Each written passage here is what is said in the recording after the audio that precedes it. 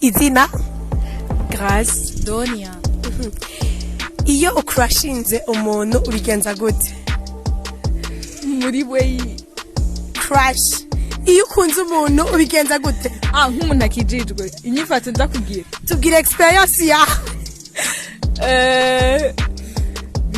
biraryoha kwandika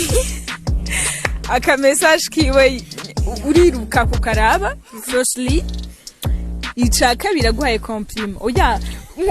ntisa nundi yayiguhaye kwa kuvuga ati nabaye remarqué par c'est mon expérience oya nizo zikwiye uwo bigenda gute umuntu akijijwe oya cyangwa utakijijwe wewe bimeze gute you crashinze bigenza Jiya crashinze ndatinya ico ni cyane numero yo umuntu nkashinze ko biragoye ko ndayitora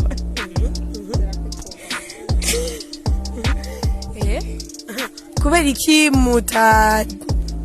mutagira pa yo kuja mu rukundo cyangwa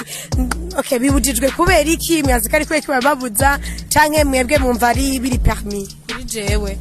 kuba hataragera ntaragera ndazi kugene meze ego mashobora kuvuga ati mu myaka amashure wiga vraiment ariko jewe ubwanje novuga ati ntaragera cyo ituma niyongeye ko igituma ntatera pa canke we yateye pa kubera kutanga rofu igituma ntanga refuse ko ntamukunda kwera ko ari igihe mvuga no mu nyuma nkasigara igituma je nibaza ni kubera ko normalement je numva mengo ndi permis now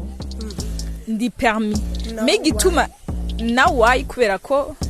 nahejeje ishure leta irabinyemerera imyaka mfise ya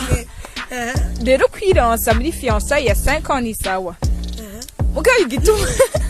igituma nabikora nibaza yuko noti ntumbero me pense niko nibaza noti ntumbero hama birakenera focalisation nyinshi par contre ndafise vision yanje aho nshaka kugera niki rero that why ni umwanya nkavuga ngo let's turindire Bibiliya ico ivuga ko canke n'amategeko babahaye twiravye vraiment n'amategeko baduhaye merci sasa yarenze Bibiliya kuri jewe ntikimfata kubera ko gusa abatonya banjira bafana versi vuga ngo nimuvye urukundo ataragera ni ryari hagera